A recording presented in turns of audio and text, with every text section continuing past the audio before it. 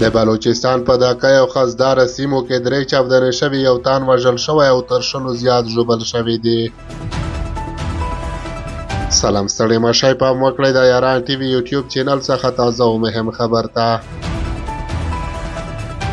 د پاکستان د بلوچستان صوبې په دکه او خزداره سیمو کې په 3 چاودنو کې لږ تر لږه یو تن وژل شوی او د امنیتي اهلکارو په ګډون د 100 پورې نور کسان ژوبل شوي دي. د دکای ضلع د لیوز یو چارواکي رسنیو ته تایید کړی چې د دکای د ټیکدار نالۍ په علاقه کې د سکرو ډک موټر روان و، ایښودل شوي بارودي موادو پرې چاودلي دي. چارواکي د نوم نه ښودلو په شرط ویلي چې د لومړۍ چاودنې وروسته چې دغلته د سی ټي ډي او پولیس چارواکي ورسېدل، بله چاودنه هم وشوه. په دغه چاودنه کې یو تن وژل شوی او د سی ټي ډي او پولیس 2 سب انسپکټران او شاوخوا 100 نور کسان ژوبل شوي دي.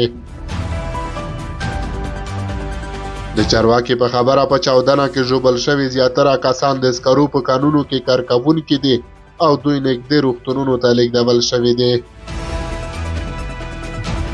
تېره شپه هم په خزدار کې د پولیسو په یو موټر هم چاودنه شوې.